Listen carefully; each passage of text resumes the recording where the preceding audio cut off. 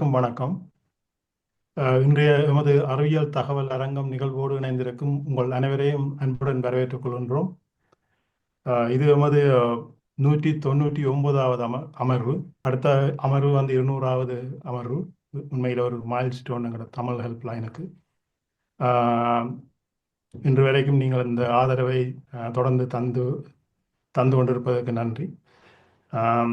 இன்றைய அமர்வில் ஒரு ஃபைனான்சியல் மேட்டரை தான் நாங்கள் கதைக்கலாம். நாங்கள் உங்களுக்கு தெரியும், வாரம் நாங்கள் இந்த வெள்ளிக்கிழமை அமர்வுகளிலே பலதரப்பட்ட விடயங்களை நாங்கள் இங்கே பேசி வருகின்றோம்.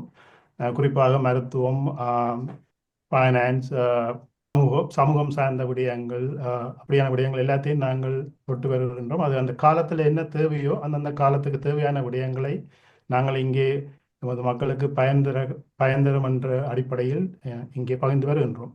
அந்த வகையிலே நாங்கள் இன்று இந்த நிதியியல் சம்பந்தமான இந்த விடயத்தை எடுத்திருக்கின்றோம். நீங்கள் தலைப்பை பார்த்திருப்பீங்கள். உண்மையில செல்ஃப் அசஸ்மெண்ட் டேக்ஸ் ரிட்டர்ன் இந்த ஜனவரி 31 அது இந்த செல்ஃப் அசஸ்மெண்ட் டேக்ஸ் ரிட்டர்ன் இந்த டெட்லைன் உங்கள் எல்லாருக்கும் தெரிந்திருக்கும். அதை பற்றிய விடயத்தை தான் இன்று நாங்கள் கதைக்க போகின்றோம். ஸோ அந்த தலைப்பை தான் எடுத்திருக்கின்றோம். How to plan your tax and file. தமிழ்லேயே அதன் மொழிபெயர்ப்பை நாங்கள் இங்கே போட்டிருக்கின்றோம்.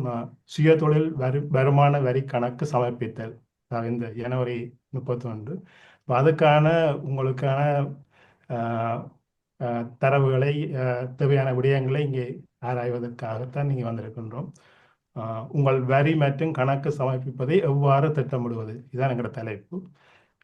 இந்த விடயங்களை இங்கே கலந்து ஆலோசிப்பதற்காக இன்றைய பேச்சாளராக இங்கே வந்திருப்பது அரியரட்னம் காண்டிபன் அவர்கள். அவருடைய சிறு அறிமுகத்தை இங்கே தருகின்றேன். அவர் பிபிகே பார்ட்னர்ஷிப் சார்ட்டர்ட் அக்கவுண்டன்ஸில் ஒரு பார்ட்னராக இருக்கின்றார். பல்லாண்டு கால அனுபவத்தின் ஊடாக இந்த துறையில் இருக்கின்றார். ஸோ அவர் பொருத்தமான ஆளாக இருப்பார்கள் என்று நாங்கள் நம்புகின்றோம். அத்தோடு உங்களுக்கு பரிச்சயமான திரு ஆனந்தன் ஆனோல்ட் அவர்களும் இங்கே வந்திருக்கின்றார். அவர் தான் இந்த நிகழ்ச்சியை தொடர்ந்து நெறிப்படுத்த இருக்கின்றார். அவரும் இந்த அக்கவுண்டன்ட் துறையிலே பல்லாண்டு கால அனுபவத்தை பெற்றவர். ஆகவே இந்த நிகழ்ச்சி உங்களுக்கு பயனுள்ளதாக இருக்கும் என்றே நம்புகின்றோம். நேரடியாகவே நாங்கள் இந்த நிகழ்ச்சிக்கு செல்வோம்.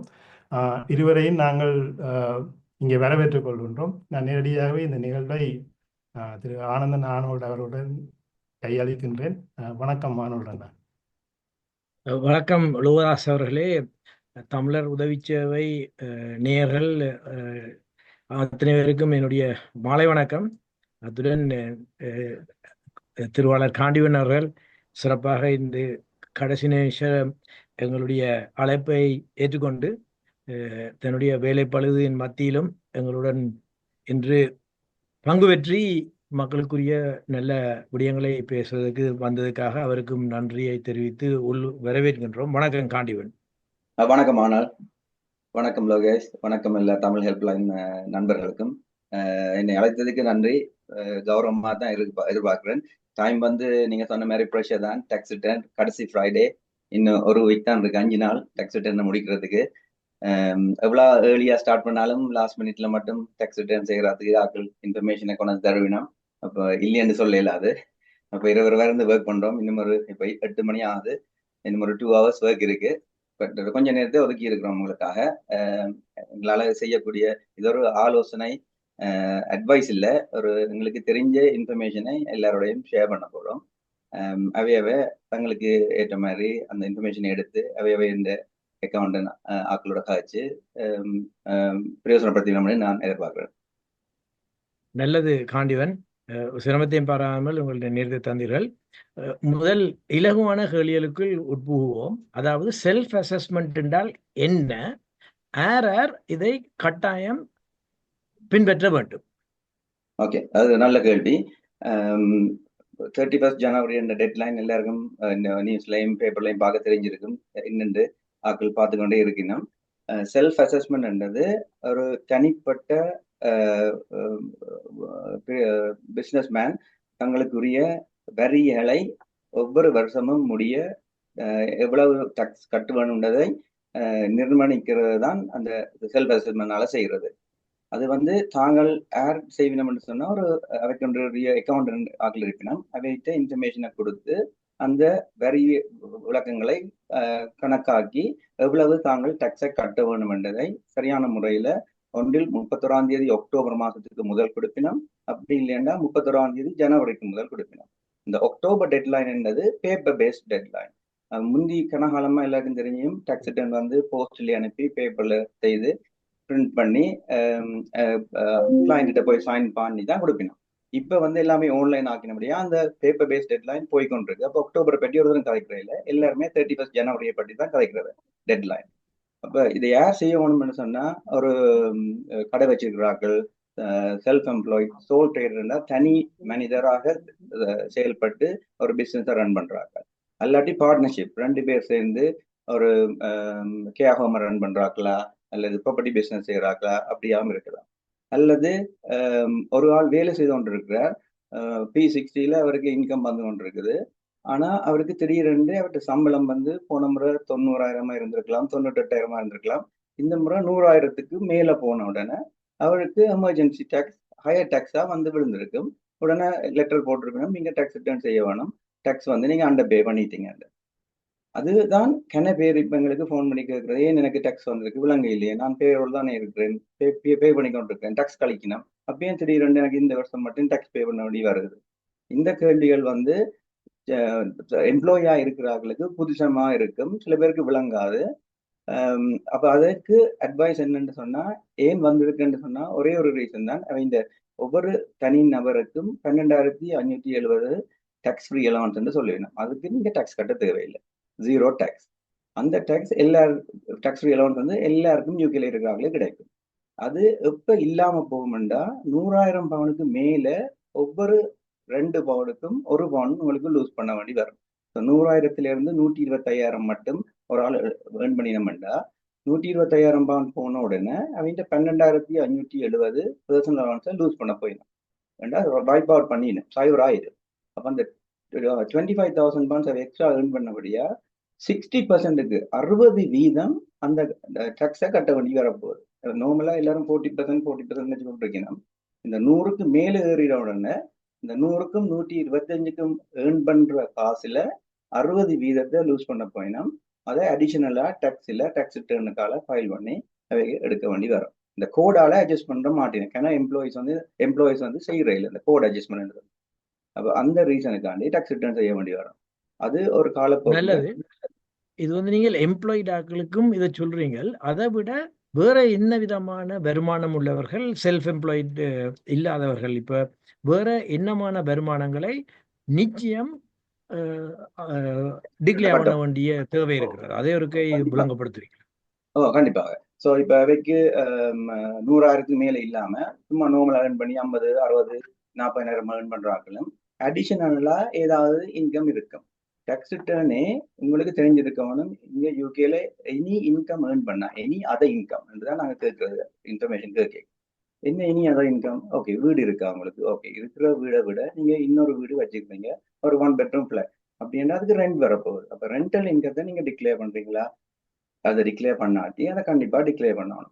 சில பேர் ஏன் டிக்ளேர் பண்ண மாட்டேன்னு சொன்னா, ஒரு 6,000 பவுண்ட்ஸ் தான் வருது, மோர்கேஜ் நான் வந்து 5,000 கட்டுறேன், அப்ப 1,000 பவுண்ட்ஸ் தானே வருது, அதுல பெரிய காசு இல்லை, டாக்ஸ் ஃப்ரீ அமௌண்டா இருக்கலாம் 1,000 பவுண்ட்ஸ். அல்லாட்டி நான் வேலை செய்யறேன் இல்லை, வைஃப் வேலை செய்யறேன் நினைச்சுக்கொண்டு டாக்ஸ் ஃப்ரீ நினைச்சுக்கொண்டு சில பேர் கட்டாம இருக்கணும். ஆனா அப்படி இல்லை. ரெண்டல் இன்கம் வந்து உங்களுக்கு 2வது ப்ராப்பர்ட்டி இருந்து பை டு லெட் ப்ராப்பர்ட்டி இருந்ததுன்னா நீங்க கட்டாயம் ரெண்டல் இன்கத்தை டிக்ளேர் பண்ண வேணும். அது ஒரு டாக்ஸ். ஹஸ்பண்ட் அண்ட் ஒய்ஃப்னு சொன்னா 2 பேரும் டாக்ஸ் ரிட்டர்ன் ஃபைல் பண்ணுவாங்க. ஏன்னா ப்ராப்பர்ட்டி வந்து ஜாயின்ட்லி ஓன். எப்போ ப்ராப்பர்ட்டி 2 பேர்ட்ட பேர்ல இருந்தா ஒரு ஆள் ஃபைல் பண்ண முடியாது. அல்லாட்டி அதுக்கு சரியான ஆவணங்கள் இருந்ததுன்னு சொன்னா ஒய்ஃபோ ஹஸ்பண்டோ மாத்தி ஃபைல் பண்ணலாம். ஆனா சரியான முறையில ஆவணங்கள் இருக்கணும். அதுக்கு நீங்க உங்க அக்கௌண்டோட ஆக்கணும். இது மட்டும் இல்லாம சில பேர் இப்ப வந்து லிமிடெட் கம்பெனி ரன் பண்ணி அதன் மூலமாக PAY கட்டினாலும் டிவிடெண்ட் இன்கம் உள்ளாக்கள் அவர்களுக்கு என்ன நிலைமை? மற்றது அதே நேரம் இப்ப லாஸ்ட் பட்ஜெட்ல வந்து நான் டொமிசைல், ஓவர்சீஸ் ரெசிடென்ஸ், இந்த மாதிரியான சில மாற்றங்கள் வருகின்றது.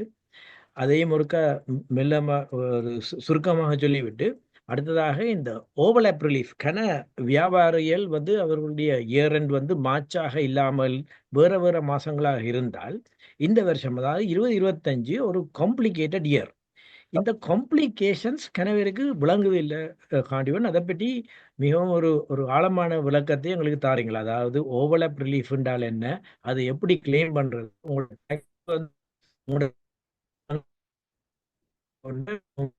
ஆழமான இந்த ஓவர்லேப் ரிலீஃப் என்ற டைமை ஒருக்கா விளங்கப்படுத்துவீங்களா? கண்டிப்பா. இலகுவான விடயத்துக்கு வந்துட்டு நான் ஓவர்லேப்புக்கு வரேன். ஓவர்லேப் வந்து சரியான காம்ப்ளிகேட்டட். ஈவன் அக்கௌண்டன்ட்டுக்கே அதை அண்டர்ஸ்டாண்ட் பண்ணி கிளைண்ட் எடுத்து இன்ஃபர்மேஷன் செய்யறது சரியான கஷ்டமா இருக்கு. டிவிடெண்டை முடிச்சுட்டு நான் ஓவர்லேப்புக்கு வரேன். டிவிடெண்ட் வந்து நீங்க கேட்ட மாதிரி டிவிடெண்ட் வந்து 3000 இருந்து 2000 இருந்து இப்ப 1000 ஆகியாச்சு. ஒரு 1000 பவுண்ட்ஸ் மட்டும்தான் உங்களுக்கு டிவிடெண்ட் வந்து டச் ஃப்ரீ. ஸோ 1000 பவுண்ட்ஸுக்குள்ள நீங்க டிவிடெண்டை டிக்ளேர் பண்ணீங்கன்னா, ஒரு லிமிடெட் கம்பெனியை வச்சிருந்து P60 இருக்குது, டிவிடெண்டே எடுக்காம இருக்கிறீங்கன்னா பிரச்சனை இல்லை. ஆனா அதே இடத்துல 1000 பவுண்ட்ஸோ 2000 பவுண்ட்ஸ் எடுத்தீங்கன்னா அதை டிக்ளேர் பண்ண வேணும். ஈவன் 1000 பவுண்ட்ஸே டிக்ளேர் பண்ண தான் சொல்றாங்க. டிவிடெண்ட் எடுத்தீங்கன்னா நீங்க டிக்ளேர் பண்ணணும். அந்த ரீசனுக்காண்டி டேக்ஸ் ரிட்டர்ன் ஃபைல் பண்ணணும். டிவிடெண்ட் நீங்க கூட எடுத்து ஹையர் ரேட்டுக்கு போனீங்கன்னா தான் இந்த டிவிடெண்ட் ஸ்ட்ரக்சர் எல்லாத்தையும் நீங்க வழியா பார்க்கணும். ஹஸ்பண்ட் ஒய்ஃபுக்கு இருக்கணுமா டிவிடெண்ட், பிள்ளைகள் இருக்குதா, ஷேர் ஸ்ட்ரக்சர்ஸ் இருக்குது. அப்ப ஹையர் ரேட் போவேக்கில் இதை கவனிக்காம சில பேர் ஒரே ஒரு ஆள் ஹஸ்பண்ட் மட்டும் 100% ஷேர்ஸை வச்சுக்கொண்டு ஹை ரேட் டேக்ஸ்ல பே பண்ணிக்கொண்டே இருக்கிறார். 33, 38.75 டேக்ஸ் போகுது. அப்ப இதுகளை நாங்க கன்னடத்துல அவதானிச்சு டேக்ஸ் அட்வைஸை கொடுத்து கொண்டிருக்கிறோம். அப்ப இதுல கேட்டுக்கொண்டிருக்காங்களும் எக்கௌனோட ஆச்சு ஏன் ஹை டேக்ஸ் வருது, என்ன விதமா நாங்க இந்த ஹை டேக்ஸை குறைக்கலாம், பென்ஷன்ஸ் ஏதாவது கண்ட்ரிபியூட் பண்ணலாமா, நீங்க ஏன் உங்களோட company higher rate tax pay பண்ணுது, 25% கார்பரேஷன் டேக்ஸ் பே பண்றீங்க, அதுக்கு பிறகு மிச்சம் வெளியில எடுக்கிறதுக்கு நீங்க 38.75 டேக்ஸ் பே பண்றீங்க பர்சனல் டேக்ஸ். அப்ப இந்த முறை நான் பென்ஷனுக்கு எனக்கு மேக்ஸிமம் லிமிட் 60,000 இருக்குது. ஒவ்வொரு இயரும் பென்ஷன் கண்ட்ரிபியூட் பண்ணலாம். எனக்கு காசு தேவையில்லையா நான் ஒரு பென்ஷன் கண்ட்ரிபியூஷனை மேக் பண்ணலாம். அதுல உங்களுக்கு 25% டேக்ஸ் ஃப்ரீ, பிளஸ் உங்களுக்கு பாக்கெட்டுக்கும் காசு வரப்போஇல்லை. இப்போ உங்களுக்கு தேவையில்லை தானே. அப்ப அந்த விதத்துல நீங்க டேக்ஸை சேவ் பண்ணீங்க. அப்படி கணக்கு ஆலோசனைகள் இருக்குது எப்படி உங்களோட டேக்ஸை குறைக்கலாம்னு சொல்லி லீகலா எப்படி கொஞ்சம் டேக்ஸை நீங்க கார்பரேஷன் டேக்ஸையும் குறைக்கலாம், எப்படி உங்களோட பாக்கெட்ல எடுக்கிற காசை வந்து வேற விதமா எடுக்கிறது, PAY இல்லாம டிவிடெண்ட் இல்லாம. அது ஒரு செக்ஷன் டிவிடெண்டோட. ஸோ அந்த கம்பெனி செக்ஷன் முடிஞ்சுன்னு சொன்னா நாங்கள் ஓவர்லேப் கம்ப்ளிகேஷன் ஸ்டெப்ஸுக்கு வருவோம். ஓவர்லேப் பேசிஸ் பீரியட் ரீஃபார்ம் இப்போ லாஸ்ட் இயர் அனௌன்ஸ் பண்ணி சொன்னாங்க. எல்லாரையுமே நாங்கள் ஒரே டைம் லைனுக்கு கொண்டு போகிறோம். 31st March இயர் எண்டுன்னு சொல்லி. So 6th of April to 5th of April தான் ஃபைனான்சியல் இயர்.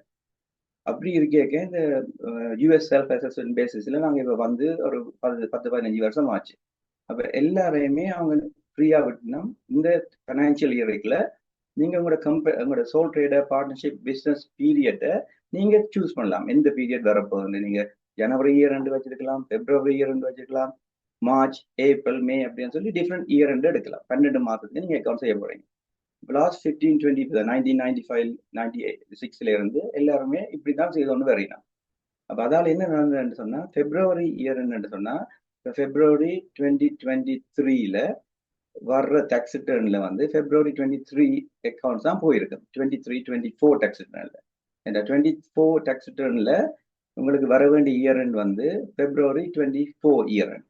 அப்போ ஒரு மாசம் உங்களுக்கு அதுல வராது, ப்ராஃபிட் வந்து டிக்ளேர் பண்ணியிருக்க மாட்டோம். இப்போ 1 month ஷோர்ட்டா இருக்குது. அப்போ அந்த பீரியட்டை பிடிக்கிறதுக்காண்டி இப்போ என்ன சொல்லிட்டாங்கன்னா நீங்க இயர் எண்டை சேஞ்ச் பண்ணுங்க, எல்லாருமே மார்ச்சுக்கு வச்சிருங்க. ஓவர்லேப் ப்ராஃபிட் உங்களுக்கு இனிஷியலா நீங்க செய்யல எக்ஸ்ட்ராவா இருந்திருக்கும், அதை கண்டுபிடிங்க ஓவர்லேப் ப்ராஃபிட் எவ்வளோன்னு சொல்லி. இந்த ஒரு மாசம் எக்ஸ்ட்ராவா எடுத்து போட்டு உங்களோட வர எக்ஸ்ட்ரா இன்கத்துக்கு வர்ற டேக்ஸை கட்ட வேணும். ஆனா உங்களுக்கு நாங்கள் 5 year பீரியட் தரோம். ஏன்னா சில பேருக்கு ஒரு மாசம், சில பேருக்கு 11 மாசம் வரப்போகுது. 11 மாசம் வர ஆட்களுக்கு எல்லா டேக்ஸையும் கொண்டு ஒரே இடத்துல கட்ட கேட்க இயலாது, அவர்கிட்ட காசு இருக்காது. ஆனா அதை நீங்க இந்த இயர்ல கொண்டு வந்து காட்ட வேணும், இவ்வளவு உங்களுக்கு ப்ராஃபிட் வந்தது, ஓவர்லேப் ப்ராஃபிட் எவ்வளவு நீங்க கழிச்சிருக்கிறீங்க. ஸோ இவ்வளவு டேக்ஸ் வந்து 5 வருஷத்துல நீங்க கட்டி முடிக்கணும். 1/5 சொல்லி 5 வருஷத்துக்கு கட்டி. இது வந்து ஆட்களுக்கு தெரியாது, அந்த ஃபிகரும் இல்லாதபடியா அவங்க என்ன சொல்லியிருக்காங்கன்னா நீங்க எங்களுக்கு ஃபோன் பண்ணுங்க, HMRC ஃபோன் பண்ணீங்கன்னா ஓவர் த ஃபோன் உங்களுக்கு நாங்க சொல்லுவோம் நீங்க எப்போ பிசினஸ் ஸ்டார்ட் பண்ணீங்க, எவ்வளவு உங்களுக்கு ஓவர்ல ப்ராஃபிட் இருக்குது, இந்த ஃபிகரை நீங்க அக்கௌண்ட் கொடுங்க, அதை கால்குலேட் பண்ணி போட்டு உங்களுக்கு ஃபிகரை முடிஞ்சது. அப்ப ஒரு கொஞ்சம் வேலை இருக்கு, அட்மின் ஒர்க் ஃபோன் பண்றது, அவ்வளவுதான். ஓகே. கண்டிப்பாக. அதாவது இதுவரை காலம், அதாவது 23, 22, 21 காலப்பகுதியில் செல்ஃப் அசஸ்மெண்ட் வந்து அதாவது செல்ஃப் எம்ப்ளாய்டா பிஸ்னஸ் ரன் பண்ணுறாக்கள் மார்ச் தவிர வேறு எந்த இயர் எண்டாக இருந்தாலும் இது எல்லாருக்கும் இது எஃபெக்ட் பண்ண போகுதுன்னு சொல்கிறீங்க. அந்த ஹெச்எம்ஆர்சிக்கு ரிங் பண்ணி அந்த ஓவர்லேப் ரிலீஃபை கிளைம் பண்ணுற அந்த தானத்தை கண்டுபிடிக்கிறதுக்குரிய தொலைபேசி இலக்கம் இருந்தால் அதை ஒருக்கா எங்களுக்கு அறிவிப்பீங்களா? நீங்கள் செட் பாக்ஸில் போடலாம், இல்லாட்டி திருவாளர் லோகதாஸ் அவர்களுக்கு சொன்னால் அவர் திரும்ப எல்லாருக்கும் உதவியாக இருக்கும் அந்த நம்பரை. நான் கண்டிப்பா. திடீர்னு கேட்டதுக்கு மன்னிக்கவும். அவருக்கு இல்ல, முடிஞ்சால் அதை இந்த இந்த அஹ், நிகழ்ச்சி முடியாதைக்கு முதல் அந்த செட் பாக்ஸில் போட்டிங்கன்னா எல்லாருக்கும் அது உதவியாக இருக்கும். கண்டிப்பா. ரெண்டாவது வந்து இப்போ இந்த ஓவர்லேப் ரிலீஃபை சொன்னீங்க, டிவிடெண்ட் டேக்ஸ் சொல்லியிருக்கிறீங்க, ரெண்டல் இன்கம் சொல்லியிருக்கிறீங்க. மற்றது இன்னொன்று வந்து இந்த குளோபல் இன்கம், அதாவது யூகே டேக்ஸுக்கு பதிஞ்சால் யூகே ரெசிடென்ட் யூகே டேக்ஸ் டொமிசைலில் இருக்கிறார்கள், இலங்கையில் இருக்கிற ரெண்டல் இன்கம், இலங்கையில் இருக்கிற பேங்க் அக்கௌண்ட்டில் வர இன்ட்ரெஸ்ட், அதையும் யூகேல டிக்ளேர் பண்ண வேணுமா? நல்ல கேள்வி. அது அது கண்டிப்பா செய்ய வேணும். பேர் செய்யாம இருக்கிறதுக்கு ரீசன் வந்து எல்லாரும் நினைச்சுக்கொண்டிருக்கணும் தெரிய வராதுன்னு சொல்லி ஒரே ஒரு மிஸ்கன்செப்ஷன் தான். என்ன எப்படி அங்க இருக்கிற எனக்கு ஜாழ்ப்பாணத்துல ஒரு அக்கௌண்ட் வச்சிருக்கிறேன், 1000 பவுண்ட் வருது, 500 பவுண்ட் வருது, 200 பவுண்ட் தான் இன்ட்ரெஸ்ட் வருது, தெரிய வராதுன்னு சொல்லி. ஆனா இப்ப ஒரு 8 வருஷத்துக்கு முதல்ல நினைக்கிறேன் 122 கண்ட்ரிஸ் வந்து சைன் பண்ண இன்ஃபர்மேஷன் எக்ஸ்சேஞ்ச் பண்றதுக்கு கவர்மெண்டோட இந்த பேங்கும் இங்க இருக்கிற பேங்கும் இந்த இன்ஃபர்மேஷனை கொடுப்பினோம் குளோபல் பேங்கிங் சிஸ்டத்துல. அப்ப இன்ட்ரெஸ்ட் வந்து ஹெச்எம்ஆர்சி கண்டிப்பா தெரிய வரக்கூடிய ஒரு விஷயம். இன்ட்ரெஸ்ட் அது கண்டிப்பா கட்டணும். என்ன இன்ட்ரெஸ்ட் ஏர்ன் பண்ணாலும் அங்க வந்து வித்ஹோல்டிங் டேக்ஸ் என்று கழிச்சிருப்பாங்க. ஆனா சரியான லோ ரேட்ல கழிச்சிருப்பினோம். இங்க கொண்டு வந்து நீங்க உங்களோட டேக்ஸ் ரிட்டர்ன்ல போடல ரெண்டுல டேக்ஸ்லையும் டிஃபரன்ஸை பார்த்துட்டு யூகேல இருக்கிற டேக்ஸ் வந்து இன்ட்ரெஸ்ட்க்கு கூடன்னு சொன்னா அந்த டிஃபரன்ஸை மட்டும்தான் நீங்க பே பண்ண போறீங்க. டபுள் டேக்ஸ் பே பண்ண மாட்டீங்க. ஸ்ரீலங்கால ஒரு 20% எடுத்துட்டீங்கன்னா இங்க வந்து நீங்க ஒரு ஹையர் ரேட் டேக்ஸ் பேயரா இருக்கிறீங்க, அப்ப 40% கட்ட போறீங்க. அந்த 20% டிஃபரன்ஸை மட்டும்தான் நீங்க கட்டணும். இன்கேஸ் அங்க ஸ்ரீலங்கால ஒரு டேக்ஸுமே எடுக்காம குரோஸா பே பண்ணியிருந்தா நீங்க 40% அந்த இன்ட்ரெஸ்ட்டுக்கு எவ்வளவு டேக்ஸோ அதை நீங்க எங்க யூகேல கட்டிட்டீங்கன்னா சரி. அது ஒரு விஷயம் இன்ட்ரெஸ்ட்டை பொறுத்தவரை.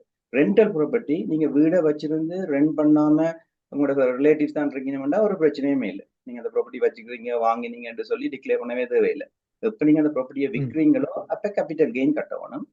இப்ப ப்ராப்பர்ட்டியை வச்சிருந்து ஹாலிடே ஹோமா கொடுக்குறீங்க, மாசம் மாசம் ரெண்ட் எடுக்கிறீங்கன்னு சொன்னா அதுவும் உங்களோட டாக்ஸ் ரிட்டர்ன்ல ஃபாரின் ப்ராப்பர்ட்டி ஃபாரின் இன்கத்துல கொண்டே நீங்க டிக்ளேர் பண்ண வேணும். தனியாக ஸ்ரீலங்காயில நான் சும்மா உதாரணமா சொல்றேன். பட் எந்த நாட்டுல ஸ்பெயின்லயும் வச்சுக்கணும் ஹாலிடே எந்த இடத்துல வந்தாலுமே ஓவர்சீஸ் ஃபாரின் ப்ராப்பர்ட்டில நீங்க போட வேணும். இது செய்யாம விட்டா என்ன ரிஸ்க் தான். நீங்க ரிஸ்க் எடுக்கிறீங்க, எப்ப பிடிபடுறதுன்னு தெரியாது, எப்ப இந்த ப்ராம்ப்ட் லெட்டர்ஸ் ஹெச்எம்ஆர்சில வந்து ஒரு இருக்குமே தெரியாது. அப்படி வந்தா அதுக்கு பிறகு கட்டுற வந்து ஃபைன்ஸ் வந்து அப் டு 100% மட்டும் போகலாம். ஸோ பெனால்டிஸும் ஃபைன்ஸும் இன்ட்ரெஸ்டும் சேர்த்து வரைக்கல சில பேரால கட்டவே இயலாம இருக்கு. அப்படியான கேஸ்கள் நாங்கள் கணக்க டீல் பண்ணி கொண்டிருக்கோம். அப்ப எல்லாருக்கும் அதுதான் சொல்றது, உங்களோட ரிஸ்க் எடுக்காம எப்ப நீங்க உணர்றீங்களோ இப்படி நாங்க வச்சிருக்கிறோம், இங்க இருக்க ஒரு ரெண்டல் ப்ராப்பர்ட்டி செய்யலைன்னு சொல்லி அந்த டேட்ல இருந்து கட்ட துவங்குவோம் அட்லீஸ்ட். அப்படின்னு சொன்னா நீங்க வாரீங்க கம்ப்ளீனா அவ சொல்ல கேட்பீங்க எப்ப நீங்க வாங்கினீங்க எந்த டேட்ல இருந்து போட்டீங்க பேக் டு 2 years 3 years போட்டாலுமே உங்களுக்கு எக்ஸ்ட்ரா ஃபைன்ஸ் பெனால்டி வராது. என்ன நீங்களாவே செய்றீங்க. It's not prompt. நல்ல ஒரு அட்வைஸ், அறிவுரை மிஸ் காண்டியன் அவர்களே. அதாவது வந்து ப்ராப்பர்ட்டிஸ் நாங்கள் 21 22 வாங்கியிருக்கிறோம். ஏதோ விஷயமாக நாங்கள் வீட்டில் இருந்து நாங்கள் இன்னொரு வீடை வாங்கி மூவ் பண்ணிட்டோம். பழைய வீடை ரெண்டு கொடுத்துருக்குறோம். உங்களோட மோட்கேஜ் ரெண்டை விட கூடவே இருக்குன்னு சொல்லி ஒரு கவலையின பிள்ளையாக 2-3 வருஷமாக இந்த டிக்ளேர் பண்ண தவறியவர்கள் நீங்கள் சொன்ன மாதிரி எப்பண்டாலும் ஒரு ஆரம்பித்து அதை டிக்ளேர் பண்ணி அதை ஒளிமுகப்படுத்துறது முக்கியமான ஒரு விஷயமாக நீங்க சொல்றீங்க. கண்டிப்பாக நாங்களாவே வழி வந்து செய்தா ஹெச்எம்ஆர்சி அதை பாசிட்டிவா தான் எடுப்பினோம்.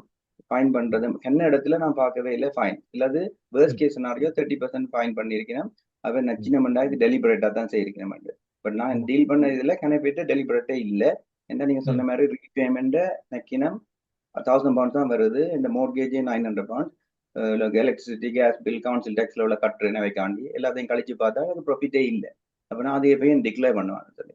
ஆனால் ரீபேமெண்ட் பார்க்கல. அது இன்ட்ரெஸ்ட் ஒன்லி பார்த்தீங்கன்னா அந்த டைம்ல லோ இன்ட்ரெஸ்ட், லாஸ்ட் 10 இயர்ஸா லோ, £200 இன்ட்ரெஸ்ட் ஒன்லி வருது, £800 ப்ராஃபிட் வரப்போகுது. எக்ஸ்பென்சிவ் கழிச்சிருந்தீங்கன்னாலும் ஒரு £600 மந்த் வருது. ஒரு இயருக்கு £7,200 HMRC டேக்ஸை லூஸ் பண்ணிக்கலாம். ஸோ அதால ஒரு பிரச்சனை வரும். நல்ல விஷயம். இப்ப நீங்கள் அந்த 7,200 டேக்கு தான் எனக்கு ஒரு ப்ராம்ப்ட் ஆகுது. அந்த Rent a room. ஸ்தானம் வரைக்கும் வந்து அந்த ரெண்ட் ரூம் ஸ்கீம், அதாவது உங்களோட வீடுகள்ல ஒரு Yeah. அறைய நீங்கள் வந்து உங்களோட வருமானத்துக்காக கொடுத்தால் அதுக்கு டேக்ஸ் கட்ட வேணுமா? அதுல இருந்து டேக்ஸ் கட்டாமல் டிக்ளேர் பண்ணி தப்புறது அப்படி? கண்டிப்பா. இப்ப சில பேருக்கு காசே பத்தாம இருக்கு, காசு வருது, சில ரெண்ட்டை கொடுத்துருக்கணும் ஒரு ரூமை. எனக்கு நிறைய பேர் ரூம் ஷேர்னு சொல்லி இப்போ roomshare.com-லயே ஷேர் பண்ணினோம். அப்போ ம். அப் டு £7,200 வந்து நீங்க டேக்ஸே பே பண்ண தேவையில்லை. அப்ப ம். எல்லா கிளைண்ட்ஸுக்குமே சொல்றது, உங்களுக்கு ரெண்ட் கொடுக்குறீங்களா, ரெண்ட்டுக்கு ரூம் வருதா, காசு வருதா, அப்ப நீங்க ரெண்ட் ரூமை டிக் பண்ணிட்டு ஒரு ரூமை நீங்க ரெண்ட் கொடுக்குற மாதிரி காட்டலாம். நியமா ம். கொடுக்கணும், டிக்ளேர் பண்ணினோம் இல்லையா, அதுக்கு டாக்ஸ் கட்ட வேண்டி வரும்னு நினைச்சுக்கோங்க. ஆனா ம். டாக்ஸே வராது. உங்களுக்கு ஒரு ரூம் தான் ம். கொடுக்குறீங்க, 7,000க்கு உள்ள வந்துடா டாக்ஸே கட்ட ம். தேவையில்லை. அதை விட ம். கூட வந்துச்சுன்னு சொன்னா அந்த 7,200 டாக்ஸ் இல்லை, அதுக்கு மேல வர்றது தான் டாக்ஸ் கட்ட போறீங்க அந்த ரெண்ட் ம். Room scheme. நோட் ம். வீடு முழுக்க கொடுத்தா இல்ல, பை டு லெட் கம்ப்ளீட்லி ம். டிஃபரெண்ட். இது இருக்கிற வீட்டுல ஒரு லொஜரை வச்சிருந்தீங்க, ஒரு ஆள் ரூமுக்கு கொடுத்து, ஒரு ஆள் வந்து படிக்கிற ஆள் வந்து ரூம்ல இருக்கிறாருன்னு சொன்னா £7,200 மட்டும் டாக்ஸ் இல்லை. ம். அதே அது மாதிரி ஒரு சிறப்பான சலுகை. அதை அஹ், மக்கள் பயப்படாம டிக்ளேர் பண்ணி அதை சரி வருகிறது நல்லது. இந்த இடத்துல இருக்கும் பொழுது சிறிய வருமானங்கள், சிறு வியாபாரங்கள், வீட்டிலிருந்து டியூஷன் மூலமாக, இல்லாவிட்டால் கேக் மேக்கிங், டெக்கரேஷன், தையல் வேலை செய்கிறவர்கள், சிறு சிறு வியாபாரம் செய்கிறவர்களும் வந்து இதை டிக்ளேர் பண்ணி அதை சரிமப்படுத்தி 12,750 வரைக்கும் டேக்ஸ் கட்டாமல் உழைக்கலாம் தானே. அவர்கள் செல்ஃப் அசஸ்மெண்ட் செய்து அதை செய்ய வேண்டுமா, இல்லாட்டில் அவர்களுக்கு கொடுக்கக்கூடிய ஆலோசனை என்ன? கண்டிப்பா. ஐ மீன் வீட்டே இருந்து செய்யறார்கள். இப்ப ஈவன் பிள்ளைகள் வந்து டியூஷன் கொடுக்கணும். இப்ப டியூஷனால கன பேர் நல்லா உழைக்கணும், நல்ல ம். சேவையும் செய்யணும், எல்லா பிள்ளைகளையும் படிப்பிக்க வைக்கணும். 11+ சொன்னா எல்லாருமே ஒரு வீட்டுல ஒரு ம். ஆள் டியூஷன் கொடுக்குற மாதிரி இருக்கணும்.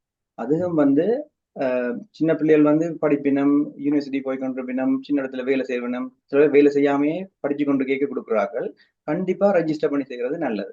ஏன்னா £12,500 மட்டும் டாக்ஸே இல்லை.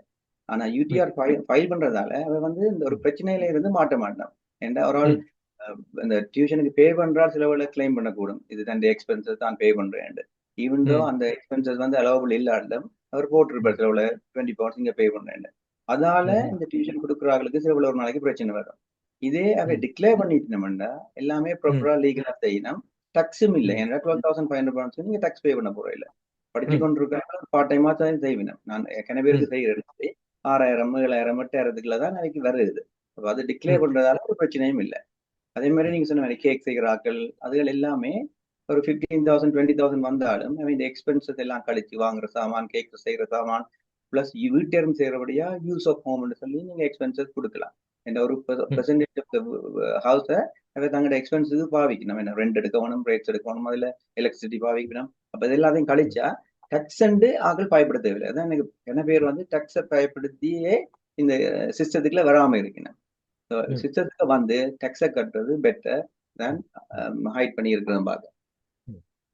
கண்டிப்பா இன்னொரு கேள்வி, இந்த கேள்வியை கேட்கறதுக்கு மன்னிக்கவும். அதாவது மக்கள் தங்களுடைய செல்ஃப் அசஸ்மெண்ட்டை துணிந்து .gov.uk மூலமாக அவர்களே தங்களோட அசஸ்மெண்ட்டை செய்யலாம் தானே. அதுக்கு அவைகள் அக்கௌண்டன்ட் ஒரு ஆளை நியமிக்க வேண்டிய அவசியம் இல்லை தானே.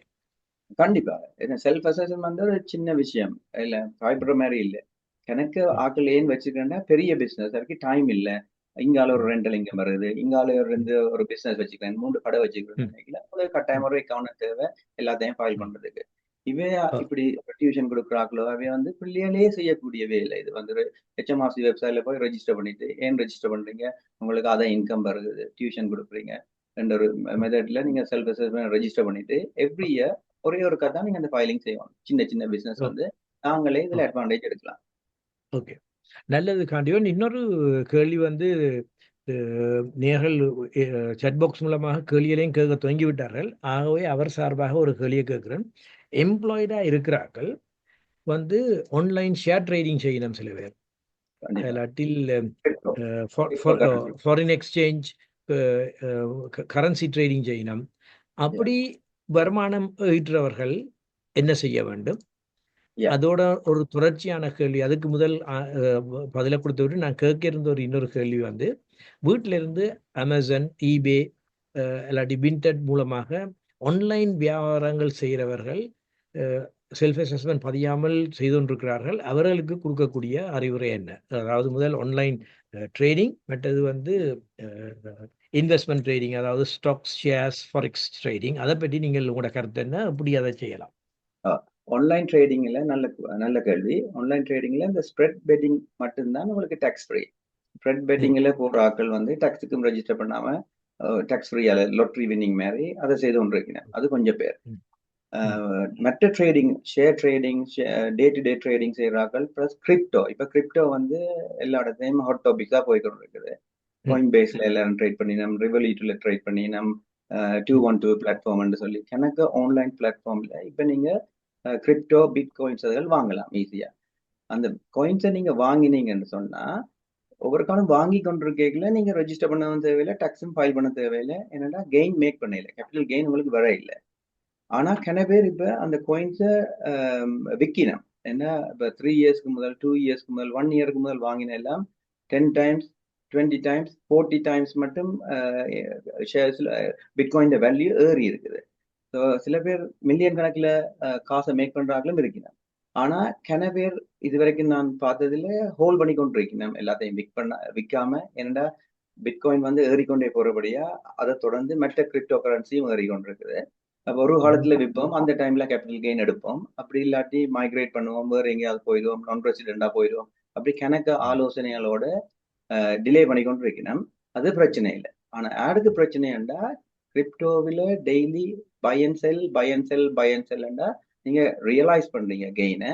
அந்த டைம்ல நீங்க கண்டிப்பா ரெஜிஸ்டர் பண்ணியிருக்கணும், நீங்க டிக்ளேர் பண்ணணும், டாக்ஸை பே பண்ணணும். அப்படி இல்லாட்டி HMRC will come after you. என்னென்னா எல்லாத்தையுமே இப்போ ஃபோரம்ஸ்ல நீங்க பாத்தீங்கன்னா வெபினார் எல்லாமே அதை பற்றி தான் வந்து கொண்டிருக்கு. கணக்கு இந்த பிளாட்ஃபார்ம் இருக்கிறபடியா பிட்காயின் கணக்கு ஆப்ஸ் இருக்குது, அதை கனெக்ட் பண்ணி உங்களோட ட்ரேடிங்கை புல் அவுட் பண்றதுக்கு ஒரு எக்ஸல் ஃபைலாவோ CSV ஃபைலாவோ எடுத்து போட்டு அதை நீங்க அக்கௌண்ட் கொடுத்தீங்கன்னா எவ்ரி இயர் டாக்ஸ் ரிட்டர்ன் செய்யல, இவ்வளோ தான் இந்த ட்ரேடிங், இவ்வளோ தான் எனக்கு கெயின் வந்தது, இவ்வளோ அதுக்கு நான் டாக்ஸ் கட்டணும். இதை சரியா செய்தா என்னோட பக்குவமான விளக்கம் காண்டிவன், நன்றி. அதாவது நீங்க சொல்றீங்க என்றால் கிரிப்டோவாக இருக்கட்டும், ஃபொரெக்ஸாக இருக்கட்டும், இல்லாட்டில் ஷேர் ட்ரேடிங்காக இருக்கட்டும், வித்து ஈட்டிய லாபங்களை தான் நீங்கள் டேக்ஸுக்கு அறிவிக்கணுமே ஒழிய அதை சொத்து குவிப்பாக அதன் வேல்யூ ஏறினால் வேல்யூக்கு டேக்ஸ் அல்ல, வாங்கி வித்ததலுக்கு மட்டும்தான் டேக்ஸ்ன்றதை நீங்க தெளிவாக சொல்லுகிறீர்கள், நன்றி. ரெண்டாவது கேள்வி வந்து வீட்டில இருந்தே மீடியா மார்க்கெட்டிங் அல்லாவிட்டால் ஆன்லைன் பிஸ்னஸ்கள் செய்கிறார்கள். அவர்கள் எப்போ, அதாவது ஒரு பிஸ்னஸ் ஆரம்பித்தால் எவ்வளவு காலக்கதியுக்குள் அதை பதிவு செய்ய வேண்டும், அது பதிந்து அதன் மூலமாக நடத்தி கொண்டிருக்கிறதுன்ற நன்மை என்ன? கண்டிப்பா. இப்ப நீங்க ஈபேல விண்டெட்ல வாங்கி வித்தீங்கன்னா உங்களோட ஓன் திங்ஸ் ஒரு 2 தரம் 3 தரம் ஒரு மாசத்துல செய்துறீங்கன்னா அது பிரச்சனை இல்லை. ஏன்னா உங்களோட வீட்டு இருக்கிறத கிளியர் பண்றீங்க, அதே மாதிரி நீங்களும் 2 3 வாங்குறீங்க. ஆனா இதை பிசினஸ் மாதிரி செய்தா ஒரு மாசத்துக்கு 30 டிரான்சாக்சன், அடுத்த மாசம் 40 டிரான்சாக்சன் வாங்கி வாங்கி வித்துண்டா அது ட்ரேடிங்கா வரப்போகுது. அப்ப இதை நீங்க கண்டிப்பாக ரெஜிஸ்டர் பண்ணணும். HMRC கொடுக்குற கால தவணை வந்து 3 மாசம். எப்ப நீங்க செல்ஃப் எம்ப்ளாய்டா வாரீங்களோ 3 மாசத்துக்குள்ள நீங்க அவங்களுக்கு அறிவிக்க வேணும், நான் இந்த பிசினஸ் ஸ்டார்ட் பண்ணிட்டேன், நான் நேஷனல் இன்சூரன்ஸ் பே பண்ணணும், கிளாஸ் 2 NIC பே பண்ணணும், பிளஸ் நான் டாக்ஸ் உங்களுக்கு பே பண்ணணும் 12 மாசம் முடிஞ்ச பிறகு. ஸோ இப்போ இன்றைக்கு நான் ஸ்டார்ட் பண்ணேன்னா எனக்கு 3 மாசம் இருக்கு. மார்ச் எண்டுக்கு இடையில நான் HMRCக்கு இன்ஃபார்ம் பண்ணிடுவேன், நான் என் பேர் ஒரு செல்ஃப் எம்ப்ளாய்ட் பிசினஸ் செய்கிறேன், இந்த வேலை வீட்டில இருந்து வாங்கி விற்று அமேசான்ல விற்பேன், ஈபேல விற்பேன், எந்த பிளாட்ஃபார்ம்லையும் விற்கலாம். ஆனால் டாக்ஸ் ரிட்டர்ன் வந்து எவ்ரி 12 மந்த்ஸ், ஏப்ரலுக்கு ஏப்ரல் நான் டாக்ஸ் ரிட்டர்ன் செய்வேன். அந்த டைம்ல எவ்வளவு ப்ராஃபிட் வருதோ வாங்குறதுக்கு உங்களுக்கு இருக்கும், போஸ்டேஜுக்கு இருக்கும், கொண்டு டெலிவர் பண்றதுக்கு இருக்கிற காசு இருக்கும், எல்லாத்தையும் கழிச்சு வர பேலன்ஸுக்கு மட்டும்தான் நீங்க டாக்ஸ் கட்டுவீங்க. நல்லது. இந்த பலர் SCIS, EIS நீங்கள் ஏற்கனவே பென்ஷன், அதாவது பென்ஷனுக்குள்ள போட்டு டேக்ஸை குறைக்கலாம்னு அறிவு தந்திருக்கீர்கள்.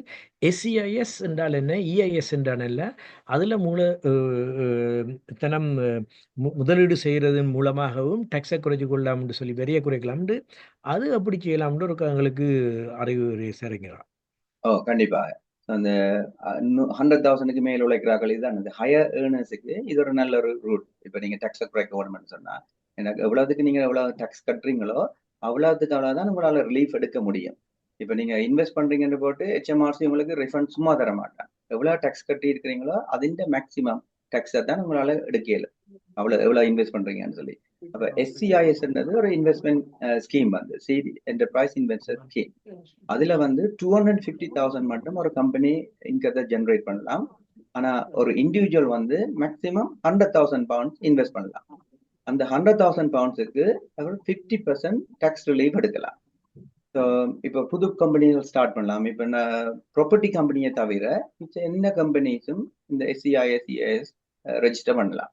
ஸோ அக்கௌண்ட் போய்க்கல முதல் கேட்குற அதான் எனக்கு நீங்கள் ரெஜிஸ்டர் பண்ணி தருவீங்களா, அதுக்கு எவ்வளோ காலம் எடுக்கும், கேஷ் ஃப்ளோ பிஸ்னஸ் பிளான் செய்வினமாண்டு வேணுமா எல்லா அக்கௌண்டன்ஸும் இந்த ஸ்கீமையும் செய்து கொடுக்கிறேன்.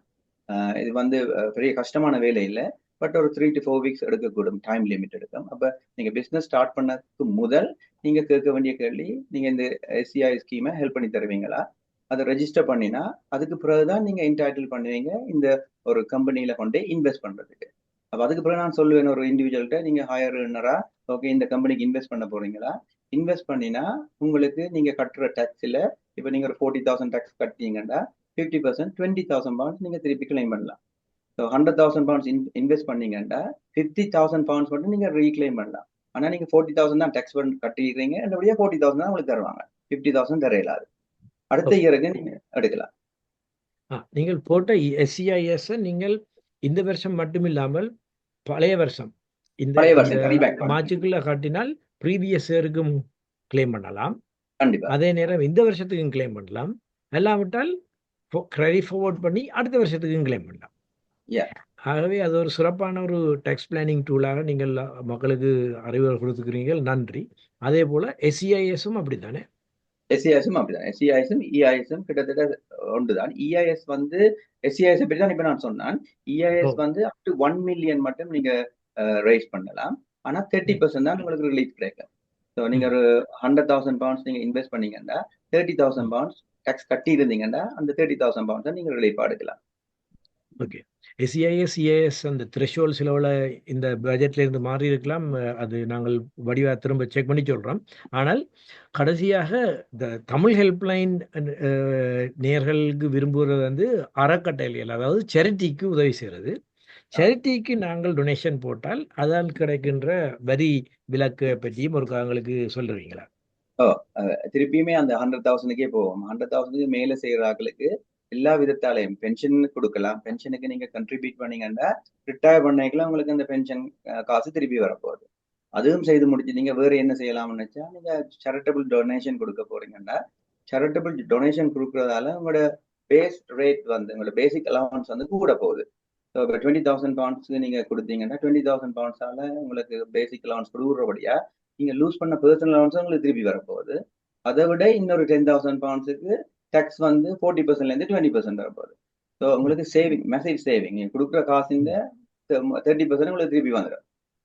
ஸோ அது இப்ப செய்தா பழைய இயருக்கு போய் காட்டலாம். இப்ப நீங்க லாஸ்ட் இயர் நீங்க ஃபைல் பண்ணிட்டீங்க, டேக்ஸ் எல்லாம் பே பண்ணிட்டீங்க, ஆனா இந்த இயர் நீங்க சேரிட்டபிள் டொனேஷன் இப்ப ஓகே நான் கொடுக்க போறேன்னு நினைச்சா இந்த கொடுக்குற காசை நாங்க லாஸ்ட் இயர் நடந்த மாதிரியே காட்டி டேக்ஸ் ரிட்டர்னை ஃபைல் பண்ணி டேக்ஸ் ரிஃபண்டை திருப்பி கிளைம் பண்ணி எடுக்கும்.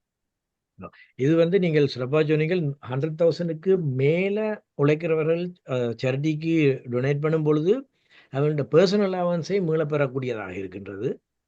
அதே நேரம் வரிச்சலுகையும் பெறக்கூடியதாக இருக்கின்றது. ஆகவே அந்த 100க்கும் 125க்கும் இடப்பட்ட வருமானம் உள்ளவர்களுக்கு சேரிட்டிக்கு கொடுக்கறதால மிக மிக அனுகூலமாக இருக்கின்றது வழங்கப்படுத்துகிறீர்கள். அது வந்து 100,000க்கு மேல ஈவன் 10,000 20,000 30,000 உழைக்கிறவர்களுக்கு சேரிட்டி கொடுத்தால் அவைகளுக்கும் வரிச்சலுகை இருக்கின்றது தானே? கண்டிப்பா 50க்குள்ள இருக்கிறவர்களுக்கு 20% சேவிங் இருக்கும், 50க்கு மேல இருக்கிறவர்களுக்கு 40% சேவிங் இருக்கும், 100க்கு மேல இருக்கிறவர்களுக்கு 60% வரப்போகுது. அதான் அதில் வந்து மிகவும் சிறப்பான அம்சம் சேரிட்டிஸ் தமிழ் எத்தனையோ தமிழ் சேரிட்டிஸ் யூகேல இருக்குது. அதாவது HMRC ரெஜிஸ்டர் பண்ணப்பட்ட சேரிட்டிஸாக தேடி அவர்களுக்கு அதாவது ப்ராப்பர் HMRC அக்ரெடிட்டேட்டட் சேரிட்டிஸுக்கு நீங்கள் டொனேட் பண்ணுறது மூலமாக சேரிட்டியையும் உதவி செய்கிறீர்கள், அதே நேரம் கூட வரியையும் குறைத்துக் கொள்கிறீர்கள். மிகவும் சிறப்பாக சொல்கிறீர்கள். காண்டி நன்றி. லோகதாஸ் அவர்களே, நாங்கள் மிகவும் பரந்த டாபிக் தலையங்கங்களே நாங்கள் இப்போ உரையாடி இருக்கிறோம். இது மேலதிகமாக உங்களுக்கு ஏதாவது கேள்விகள் வந்திருக்கின்றதா நேயர்கள் மூலமாக, அல்லாது நீங்கள் இல்லாட்டி வேறு யாரும் நேராக கேள்விகள் இருக்கிறால் இப்பொழுது கேள்வி பதிலுக்கு போகலாம். இன்னும் 20 நிமிஷம் தான் இருக்கு. நன்றி ஆனந்தண்ணா. நேரடியாக இருந்து வேறு எனக்கு கேள்வி வரையில் அவைக்கு மெசேஜ் போடணும் இனிமேல் கேட்பினு நினைக்கிறேன். இல்லை நான் கேட்குறேன்னு சொன்னால் நீங்கள் இந்த செல்ஃப் அசஸ்மெண்ட் வந்து அவையிலேயே அந்த சின்ன சின்ன இன்கம் மேக் பண்ணுறாங்க தாங்களே அந்த அந்த அந்த சப்மிஷன் வந்து தாங்களே செய்யலாம்னு சொல்லி நீங்கள் சொன்னீங்க. இப்போ அது நேராக செய்யக்குள்ள ஏதாவது அவைக்கு ஏதாவது சாஃப்ட்வேர் டூல்ஸ் வேணுமா, இல்லை நேராகவே HMRC இந்த சைட்லேயே போய் செய்யலாமா? HMRC இந்த சைட்லேயே போய் செய்யலாம். ஸோ சில விஷயங்களை தான் HMRC இப்போ பிளாக் பண்ணியிருக்கு. லைக் VAT ரெஜிஸ்டர்டான பிஸ்னஸ் வந்து முந்தி HMRC இந்த வெப்சைட்டில் போய் MTD ஒன்றும் இல்லாமல் தாங்களே ஃபைல் பண்ணலாம். இப்போ அதில் எல்லாத்தையும் நிப்பாட்டிட்டு சாஃப்ட்வேரால் மட்டும்தான் செய்யலாம்னு சொல்லியிருக்கிறேன். இது வரைக்கும் பர்சனல் டேக்ஸ் ரிட்டர்னை பிளாக் பண்ண இல்லை. இப்போ யாரும் போய் செய்யலாம். ஆனால் நீங்கள் கேட்குற நல்ல கேள்வி என்னன்னா, அந்த MTD மேக்கிங் டேக்ஸ் டிஜிட்டல் வந்தா பிறகு அதையும் நிப்பாட்டினோம். என்னென்னா குவார்டர்லி டேக்ஸ் ரிட்டர்ன் இன்ட்ரடியூஸ் பண்ண போயினோம். குவார்டர்லி டேக்ஸ் ரிட்டர்ன்டா இப்போ ஒரு வருஷத்துக்கு ஒருக்கா செய்கிற டேக்ஸ் ரிட்டர்னை நாங்கள் 4 தரம் செய்ய போகிறோம். ஒவ்வொரு 3 மாதம் வெட் ரிட்டர்ன் எப்படி செய்கிறோமோ அதே மாதிரி டேக்ஸ் ரிட்டர்னையும் 3 மாதத்துக்கு ஒருக்கா செய்ய வேண்டி வரப்போகுது. அந்த டைம்ல சாஃப்ட்வேரை யூஸ் பண்ணி தான் செய்ய வேணும். எல்லாத்தையுமே டிஜிட்டல் ஆக்கி, பேப்பர்லெஸ் ஆக்கி, மேக்கிங் டேக்ஸ் ஆக்கி, ரியல் டைம் ஆக்கி, எண்ட் ஆஃப் த டே காசு 3 மாசத்துல எடுக்க போயினோம். ஆனா அதை இப்ப சொல்ல இல்லை, காசுக்காண்டி இதை செய்ய இல்லை. எல்லாத்தையும் நாங்கள் ஸ்ட்ரீம் லைன் பண்ணி உங்களை ஹெல்ப் பண்றோம், நீங்க கஷ்டப்பட தேவையில்லை, ரெக்கார்ட் கீப்பிங்க நல்லா செய்ய போறோம்னு சொல்லி ஒரு ஆங்கிள் வந்து முதல்வன் படம் மாதிரி தான் ஒரே நாளே எல்லாத்தையும் எடுப்பாங்க. ஓகே, அப்படின்னு சொன்னால் இப்போ நீங்கள் ஏதாவது அப்படியான இப்போ ஈவன் ஒரு சின்ன அக்கௌண்ட் ஒன்று செய்யணும்னு சொன்னாலும் ஏதாவது நீங்கள் சஜஸ்ட் பண்ணுற சாஃப்ட்வேர்ஸோ ஏதாவது ஃப்ரீ சாஃப்ட்வேர்ஸ் அப்படியா இருக்கா? நீங்கள் ஃப்ரீ சாஃப்ட்வேர் இன்னும் விட இல்லை, எல்லாமே ஒரு சின்ன சின்ன காசோட தான் செய்யணும். இப்போ குவிக் புக்ஸ் 0, கேஷ் ஃப்ளோ அப்படின்னு சொல்லி 10 poundsல இருந்து இருக்கு டிஜிட்டல் சாஃப்ட்வேர். ஆனா MTD கிட்ட வர கட்டாயம் ஏதாவது வரும். ஒரு 1 pound 2 poundsக்கு ஏதாவது சாஃப்ட்வேர் கொண்டு வர வேணும். அது வரும்போது நான் கண்டிப்பா அறிவிப்போம். இப்போ வரைக்கும் பாய்க்கலன்னா நீங்க குயிக் புக்ஸ் தான் பாய்க்கலாம் சொல்றீங்க அப்படியே? குவிக் புக்ஸ் 0, கேஷ் ஃப்ளோ இப்படி வந்து மூன்று சாஃப்ட்வேரை ரெக்கமெண்ட் பண்றோம் நாங்கள். செல்ஃப் எம்ப்ளாய்ட் செல்ஃப் அசஸ்மெண்ட் 10 poundல இருந்தே இருக்கு, ஒரு மாசத்துக்கு 10 pound. ஓகே, கண்டிப்பா. இன்னொரு கேள்வி திடீர்னு வந்து இந்த மேக் செக் டிஜிட்டலையும் தாண்டி இப்போ இந்த ரெஜிஸ்டர் பண்ணி செய்யறதால நீங்க சொன்னீங்க இந்த கிளாஸ் 2 நேஷனல் இன்சூரன்ஸ் கட்டினால் நல்லதுண்டு. இந்த யூகேல வந்து ஸ்டேட் பென்ஷன் கெடுக்கிறதுக்கு உரிய வகை வந்து மினிமம் 17 years பென்ஷன் கிரெடிட் இருந்தால் உங்களுக்கு ஸ்டேட் பென்ஷனுக்கு ஃபர்ஸ்ட் ஸ்டெப் வாரீங்கள். அது மேலதிகமாக பல வருடங்கள் கட்டுறதால உங்களுக்கு இந்த பென்ஷன் என்டைட்டில்மெண்ட் கட்டாயம் கிடைக்கும்ன்றதால ஈவன் வெரி லோ இன்கம்ல இருக்கிற செல்ஃப் எம்ப்ளாய்டாக்களும் அதை ரெஜிஸ்டர் பண்ணி செய்யறது நீங்கள் நல்லதாக கருதுகிறீர்களா? கண்டிப்பாக. கனை பேர் வந்து இதை விட்டுட்டு போய் திருப்பி வந்து கேட்கணும் தனக்கு பேக் டேட்டட் NIA காட்டி தருவீங்களான்னு 3 வருஷத்துல கேப் இருக்குது. அந்த கேப் இருக்கிறதால எனக்கு ஃபுல் பென்ஷன் ஸ்டேட் பென்ஷன் எனக்கு கிடைக்காது. அந்த 35 வருஷம் சர்வீஸ்ல பென்ஷன்ஸ் உங்களுக்கு எடுக்கிறதுக்கு ஃபுல் அமௌண்ட் எடுக்கணும்னு சொன்னா நீங்க நேஷனல் இன்சூரன்ஸ் அந்த த்ரெஷ்ஹோல்ட்ல இருந்திருக்கணும். 0 த்ரெஷ்ஹோல்ட் இருந்தாலும் அவங்களுக்கு டிக்ளேர் பண்ணிருக்கணும். 8,000 pounds சொன்னாலும் அதை நீங்க கட்டியிருக்கோம்.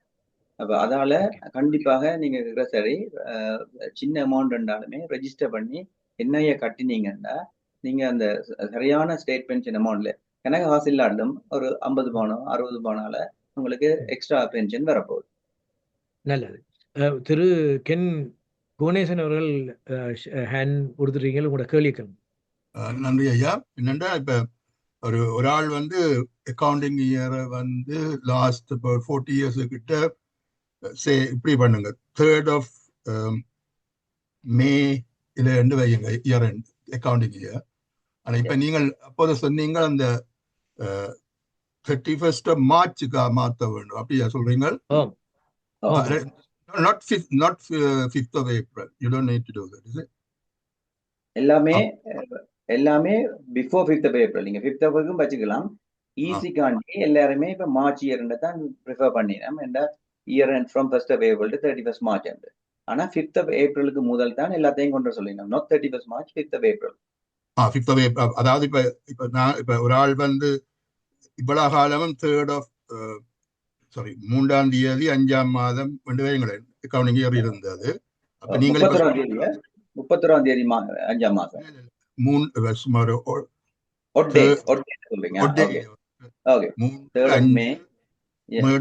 மேல தான் அக்கவுண்டிங் இயர் முடிஞ்சு கொண்டு இருந்தது. சரியா? இந்த முறை டாக்ஸ் ரிட்டர்ன் செய்யக்குள்ளே அதை மாத்திட வேணுமா? அப்படி இல்லாட்டி அடுத்த இந்ததான் கடைசி. இப்ப நீங்க முதலே இப்ப 3rd of May, அப்ப நீங்க 23 செய்திருப்பீங்க. 3rd of May 23. Okay. 3rd of May 24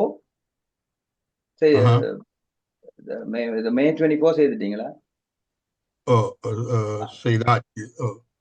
அது வந்து 3rd of May 24க்கு பதிலா நீங்க என்ன செய்யணும்னா 5th of April 24 அல்லாட்டி 31st March 24 ரெண்டுலயும் உண்டு. நாங்க ப்ரிஃபர் பண்றது மந்த் எண்ட் என்று சொல்லி, ஏன்னா அக்கவுண்டிங் இயர் எண்டுக்கு ஈஸியா இருக்கும். லைக் கம்பெனி மாதிரி நீங்க செய்யற மாதிரி ஈஸியா இருக்கும். பட் நீங்க ஒரு டேஸ் தான் வச்சிருக்க போறீங்கன்னா 3rd of May 23க்கு பிறகு நேர போகணும். நீங்க ஷார்டன் பண்ணி 5th of April 24. 5th of April 24க்கு செய்யணும் இல்லையா? ஆமா. அப்படி செய்யாம சொல்லுங்க. நல்லது. கட்டாயம் அப்படித்தான் செய்ய வேணும். அதுல செய்யாம விடுறதுக்குண்டிய சான்ஸ் இல்ல. எல்லாருமே இந்த 2024ஆம் ஆண்டு ஒன்றில் 31ஆம் தேதி மார்ச்சுக்கு, அல்லாவிட்டால் 5ஆம் தேதி ஏப்ரலுக்கு வெட்ட வேணும் என்று சொல்லித்தான் திருவாளர் காண்டிவன் அவர்கள் சொல்லிக் கொண்டிருக்காரு. Okay okay. செய்யாம விட்டீங்கன்னா நீங்க ரிப்பேர் பண்ணலாம். நீங்க இப்ப ஃபைல் பண்ண இப்ப டெட்லைன் வந்துட்டுது, உங்களுக்கு டக்குன்னு ஃபைல் பண்ணிட்டு நீங்க ரீஃபைல் பண்றது நல்லது. இப்ப நீங்க கேட்கறது கொஞ்சம் லேட்டா போச்சு, மேபி செய்யறதுக்கு உங்களுக்கு டைம் இல்லைன்னு, ஸ்டில் ஒரு 1 வீக் இருக்கு. நீங்க ஆல்ரெடி ஃபைல் பண்ணிட்டீங்கன்னா ரீஃபைல் பண்ற ஆப்ஷனை யோசிங்க. இப்ப டைம் இருக்கு தானே, 31st முதல் ரீஃபைல் பண்ணா அவர் பார்க்கவே மாட்டாங்க, ரீஓபன் பண்ண மாட்டாங்க அந்த பிரச்சனையை. ஜனவரிக்கு பிறகு நீங்க செய்தீங்கன்னா தான் மேபி சான்ஸ் இருக்கு பாக்குறதுக்கு. அப்படி இருந்தாலும் நீங்க வாலண்டரியா போய் ரீஓபன் பண்ணி ரீஃபைல் பண்ணீங்கன்னா கடைசியா ஃபைல் பண்ணதான் பாப்பினா. என்னடா நான் இவ்வளவு காலம் வந்து இத்தனை வருஷம் என்றபடியே பேப்பர்ல தான் அனுப்புறவாங்க, விளங்குதா? அப்ப அது அடுத்த பிரச்சனை. அப்ப பேப்பர்ல செய்து அனுப்பிட்டு அவங்க எக்ரி பண்ணினா என்ன செய்யறது? இப்ப அது பிரச்சனை இல்லை. பேப்பர்ல அனுப்பினாலும் ஆன்லைன்ல இப்ப நீங்க ஃபைல் பண்ண வெளிக்கிட்டீங்கன்னா இனி ஆன்லைன்ல ஃபைல் பண்ண உங்களுக்கு சான்ஸ் இருக்கு. ஆல்ரெடி திருப்பியும் பேப்பர்ல தான் அனுப்ப போறீங்களா? பேப்பர்லயே வச்சிருக்காங்க இவ்வளவு காலம். அப்ப இல்ல நீங்க அமெண்டட்னு சொல்லி போட்டு பேப்பர்லயே திருப்பி அனுப்புங்க. அக்டோபருக்கு முதல் அனுப்பணும் பேப்பர், உங்களுக்கு தெரியும் தானே. ஆனா அமெண்டட் ஒரு லெட்டரையும் போட்டு we made a mistake, இந்த டேட்டுக்கு போயிடும், இதுதான் கரெக்டான பீரியட் போட்டீங்கன்னா அவர் ட்ரிகர் பண்ணி வராது. அவர் ட்ரிகர் பண்ணி வரைக்கல ஆல்வேஸ் உங்களுக்கு பிரச்சனை. டைம் லிமிட் தருவாங்க, டெட்லைன் தருவினம், பேனிக் ஆக வேண்டி வரும். அப்ப நீங்களா வாலண்டியரா இதை இருக்கா கரெக்ட் பண்ணி போட்டு அனுப்பினீங்கன்னா உங்களுக்கு டெட்லைன் இல்லைன்னா ஃபைன் வராது. நீங்க ஆல்ரெடி ஃபைல் பண்ணிட்டீங்க, இப்ப ரீஃபைல் பண்ண போறீங்க. அவங்க என்னன்னா அந்த they accepted the accounts as well already. அதான் அந்த worst part. ஸ்ட்ரேஞ்சா இருக்கு.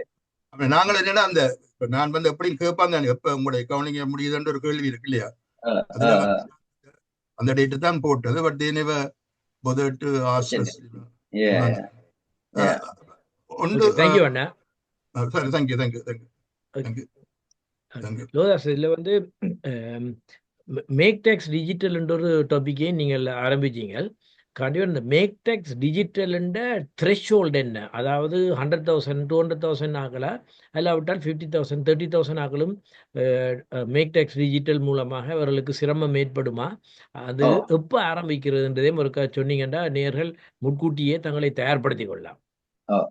நல்ல கொஸ்டின். அது உங்களுக்கு தெரியும், ஸ்டார்ட் பண்ணி ஒரு 4 வருஷம் ஆச்சு, 5 வருஷம். இந்த கோவிட் அதால டிலே ஆகி இந்த டைம் சொல்லிட்டோம் இனி டிலே ஆக்க மாட்டோம். 2026 இப்ப நாங்க 25ல இருக்கிறோம். 2026 ஏப்ரல் 2026ல இந்த மேக்கிங் டேக்ஸ் டிஜிட்டல் வருது. அந்த 2026ல வர்ற மேக்கிங் டேக்ஸ் டிஜிட்டல் என்னன்னு சொன்னா 50,000 பவுண்ட்ஸுக்கு மேல ரெண்டல் இன்கம் இருந்ததுன்னா அவ கண்டிப்பா மேக்கிங் டேக்ஸ் டிஜிட்டலுக்குள்ள மாட்டுப்பட்டுடுவினா. ம் ஒரு ஆக்கள் ஆல்ரெடி மாட்டுப்பட்டுனா விஐடி ஆன ஆக்கள். விஐடி இருக்க ம் ஆக்கள் வந்து 85 இப்ப 90,000 மேல வேட் ரெஜிஸ்ட்ரேஷன். அது வந்து already making tax digital. So MTD ம் எல்லாம் வந்து நான் சொன்ன மாதிரி அவர் கேட்ட மாதிரி எல்லாருமே சாஃப்ட்வேர் தான் விஐடி ஃபைல் பண்ணினான். இப்ப ம் ரெண்டல் இன்கம் 50,000 பவுண்ட்ஸோ மோ இருந்ததுன்னு சொன்னா அவைக்கு விஐடியும் இருக்க தேவையில்லை, கடையும் இருக்க தேவையில்லை, ஒன்றும் இல்லை. எம்ப்ளாய் ம் பிளஸ் ரெண்டல் இன்கம், 2 ப்ராப்பர்ட்டி இருக்கு. இப்போ ஒரு ப்ராப்பர்ட்டி வச்சிருந்தா உங்களுக்கு 28,000 வந்துடும். 2 ம் ப்ராப்பர்ட்டி இருந்ததுன்னா நீங்க ஓவர் 50,000 த்ரெஷோல்டுக்கு போயிடுவீங்க.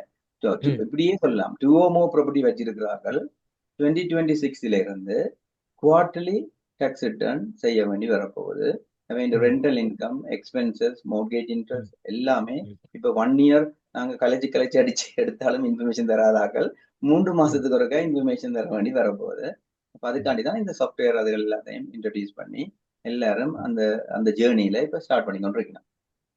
அதாவது நீங்க சொல்றீங்க வருமுன் காப்போம்னு சொல்லி இப்போல இருந்தே ரெண்டல் ப்ராப்பர்ட்டிஸ் 2க்கு மேலே வச்சிருக்கிறார்கள். டிஜிட்டல் பிளாட்ஃபார்மை தயார்படுத்தி ஸ்பெஷலி இந்த ஏப்ரல் 25 இருந்து அவருடைய ஆவணங்களை சரிப்படுத்த வேண்டியது மிக மிக முக்கியமாக இருக்கின்ற நிலைமை வந்துட்டு.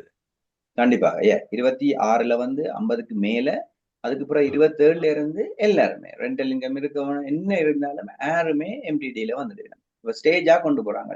என்ன டெஸ்ட் பண்றதுக்காண்டி அவைக்கும் இது புதுசு தானே. ஒவ்வொரு 3 மாசம் வரைக்குள்ள சிஸ்டம் ஓப்பனுதா, இவ்வளவு டிராபிக் வருதுன்னு எல்லாம் பாக்குறதுக்காண்டி ஸ்டேஜ் பை ஸ்டேஜா இன்ட்ரடியூஸ் பண்ணினேன். லோதாஸ் ஓகே. இதில் பார்த்து கொண்டிருக்கிற நேயர்கள் உங்களுக்கு கேள்வி இருந்தால் நீங்கள் கேட்கலாம். சட்லேயும் போடலாம், அல்லது கையேற்றி நேராக கேட்குறேன்னா கேட்கலாம். காணிவன்ட்ட இன்னொரு கேள்வி கேட்குறேன். இப்போ இந்த சின்ன சின்ன அந்த நீங்கள் அதில் குறிப்பிட்ட நீங்களான ஈபே மற்றது அப்படி மல்டி சோர்ஸ் ஆஃப் இன்கம் வச்சிருக்கிறார்கள். இப்போ ஈபே உண்டு, மற்றது ஒரு டிஜிட்டல் மார்க்கெட்டிங் உண்டு, அப்படி ஒரு 3-4 சோர்ஸில் இன்கம் வருதுன்னு சொன்னால் அதுக்கு இண்டிவிஜுவலாக அக்கௌண்ட்ஸை கிரியேட் பண்ணணுமா, இல்லை எல்லாமே இந்த ஒரே செல்ஃப் அசஸ்மெண்ட்டுகளால் சப்மிட் பண்ணலாமா? நல்ல கொஸ்டின் அது. சின்ன சின்ன பிசினஸ் வச்சிருக்கபடியா ட்ரேடிங் வந்து செல்ஃப் அசஸ்மெண்ட்ல சோல் ட்ரேடர்னு தான் வரப்போகுது. அந்த சோல் ட்ரேடர்ல நாங்க அக்கௌண்ட் நேரம் செய்யணுமோ அதை கிரியேட் பண்ணலாம். சோல் ட்ரேடர் 1, சோல் ட்ரேடர் 2ன்னு சொல்லி ஹெச்எம்ஆர்சியோட நாங்கள் ரெஜிஸ்டர் பண்ண தேவையில்லை. டிஃப்ரெண்ட் சோல் ட்ரேடர்னு சொல்லி இன்டர்னலி நீங்க வச்சிருப்பீங்க. இந்த அக்கௌண்டிங் பர்பஸ்க்கான இந்த ட்ரேட்ல இருந்து எவ்வளவு இன்கம் வந்தது, எவ்வளவு எக்ஸ்பென்சஸ் கழிச்சிங்க, அதெல்லாம் சேர்த்து end of the day tax ரிட்டர்ன்ல நீங்க போறீங்க. சோல் ட்ரேடரா லிமிடெட் கம்பெனியாண்டு உங்களோட அக்கௌண்ட்ஸ் எவ்வளவு ப்ராஃபிட் வருது அதில் பார்த்து டிசைட் பண்ணிட்டு அந்த டைம்ல யோசிக்கலாம் இன்கோபரேட் பண்றது பெட்டரா அல்லது சோல் ட்ரேடர்ல இருக்கிறதே பெட்டரா. ஓகே, நன்றி. கடைசியா சிறிய நேரம் இருக்கின்றது.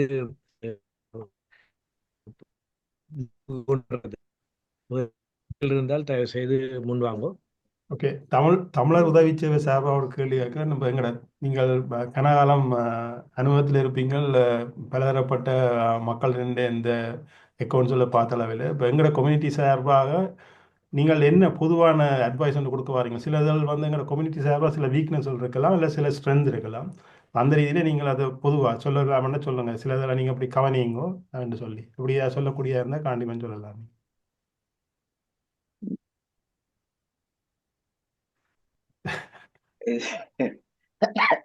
இல்லை, நீங்கள் சில இதில் சொன்னீங்க. இப்போ சில இதில் ஆக்கள் வந்து இந்த சில டேக்ஸ்களை வந்து நாங்கள் செய்ய தேவையில்லை, HMRC சொல்ல தேவையில்லை, அதில் படிப்படியாக சொன்னீங்க.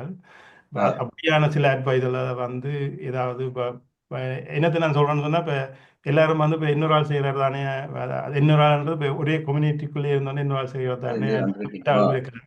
இப்போ நீங்கள் வந்து பலதரப்பட்ட கம்யூனிட்டிஸை பார்க்குறீங்க. இப்போ அதோட தமிழ் கம்யூனிட்டிக்கு சொல்லி அப்படி சில வீக்னஸாகவே இருக்கலாம் தானே. அதை நீங்கள் பொதுவாக சொல்லலாம், இதை நீங்கள் அட்ஜஸ்ட் பண்ணுங்க எல்லாரும், அது உங்களுக்கு பெனிஃபிட் இருக்கலாம். தமிழ் கம்யூனிட்டியை பொறுத்தவரை நான் நினைக்கிறேன் எல்லாருமே பிசினஸ் எங்க யாக்கள் தெரியும் பிசினஸ் வச்சிருக்கபடியா எல்லாருமே சரியா தான் செய்து கொண்டிருக்கணும். மெஜாரிட்டியானாக்கள் ரெஜிஸ்டர் பண்ணியிருக்கணும், பிஏடி ஃபைல் பண்ணினோம், பேரோல் இருக்குது, ஹோம் ஆஃபீஸ் விசா எடுத்து ஆக்கள் எல்லாம் வச்சிருக்கணும், சரியான சேலரி பே பண்ணினோம், மினிமம் வேஜஸ். இப்போ மினிமம் வேஜஸ் சொல்லி ஒரு கேம்பெயினே ஸ்டார்ட் பண்ணிருக்காங்க. எல்லாருக்கும் லெட்டர் போடுறாங்க. அது கண்டிப்பா ஃபோன் பண்ணி கதைக்கணும். சில பேர் அந்த ஸ்டாண்டர்ட் லெட்டர் தான் விட்டுடுவினோம். ஆனா அவங்க பெர்டிகுலரா போட்டிருக்காங்க, நார்த் லண்டன் பிசினஸ் ஏரியால இருக்கிறார்கள் எல்லாருமே. உங்களுக்கு அப்படி ஒரு லெட்டர் வந்தா அவங்களுக்கு ஒரே ஒரு விஷயம் தான் தெரியும். நம்ம எத்தனை உங்களுக்கு எம்ப்ளாயிஸ் இருக்கணும், நேஷனல் மினிமம் வேஜஸ் அவங்களுக்கு என்ன தெரியுமா, சரியான வேஜஸ் நீங்க பே பண்ணீங்களா? அதுல மட்டும்தான் கொஞ்சம் நான் கவனம் எடுக்கணும். என்னென்னா இன்ஃபர்மேஷன் வந்து அவங்களுக்கு எல்லா விதத்தாலையும் வரும். ஒரு ஸ்டாஃப் மட்டும்தான் போய் சொல்லணும் இல்ல. பக்கத்துல இருக்க பிசினஸ் எவ்வளவு செய்யுது, இந்த இடத்துல எத்தனை ஸ்டாஃப் இருக்குன்ற டேட்டா வந்து இப்ப ஏஐயை வச்சுக்கொண்டு எல்லாருக்குமே தெரியும். ஒரு ஏஐயை வச்சுக்கொண்டு நாங்களே சும்மா ஒவ்வொரு நாளும் ஒரு 1 ஹவராவது ஸ்பெண்ட் பண்றோம் இன்ஃபர்மேஷன் எடுக்கிறதுக்கு. அவங்க 24 ஹவர்ஸ் ஏஐ தான் பாவிக்கணும்.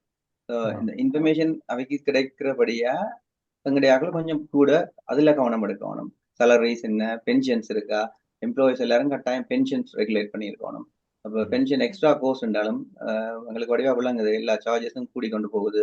நேஷனல் இன்சூரன்ஸ் கூடிட்டு எம்ப்ளாயிஸ் என்ன வந்து 15% ஆக்கிட்டாங்க. ஸோ அதால பே ரைஸ்களும் மக்களுக்கு கொடுத்து பென்ஷனும் கட்டி நேஷனல் மினிமம் வேஜஸ் செய்யறதுக்கு கஷ்டப்படின மக்கள். ஆனா அதால லோவோ பிரேக் பண்ண இயலாது. அது மட்டும்தான் முக்கியமா இன்ஃபர்மேஷன் நான் ஷேர் பண்ணணும்னு நினைக்கிறேன். ஓகே, நன்றி. அதாவது காண்டிவன் சட்டத்துக்கு உட்பட்டு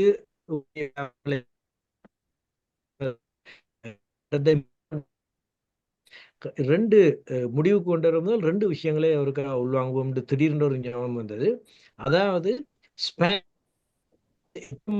போல பண்ணி கடிதங்கள் வந்தால் சில பேர் மிகவும் ஆபத்தான விளைவுகளை மேற்கொண்டிருக்கின்றார்கள் அண்மையில். அதே நேரம் தொலைபேசி மூலமாக உங்களை அழைத்து டேக்ஸை கட்டுங்கோ என்று சொல்லி வற்புறுத்தி தெரியாத நம்பர்களை போட்டு ஸ்பேமாக வந்து மோசடியாக நடக்கின்றது. மக்கள் அவதானமாக இருப்பது எப்படி, அதை தவிர்ப்பது எப்படி? HMRCயை பொறுத்த வரையில ஒரு நாளுமே போன் பண்ணி உங்கள்கிட்ட காசு கேட்க மாட்டாங்க.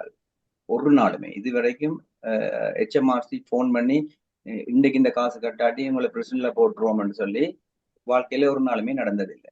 ஆனா இப்படித்தான் ஸ்பேம் போலீஸ் வந்து விரட்டி ஆக்கள்கிட்ட காசு வாங்குறது, உடனே பே பண்ணுங்க இல்லாட்டி போலீஸ் வந்து அரெஸ்ட் பண்ணுமென்று ஒரு விதமா.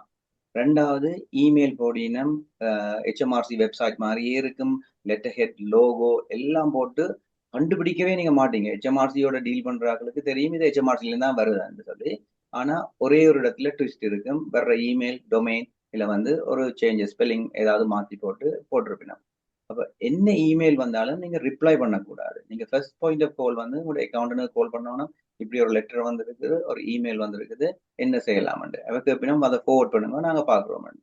அக்கௌண்டன்ட் எங்க சொல்றாரோ என்ன டேக்ஸ் உங்களுக்கு டேக்ஸ் வந்து எவ்வளவு பே பண்ணணும்னு சொன்னா அக்கௌண்ட் HMRC ஆன்லைன் போர்ட்டல்ல இருக்குது.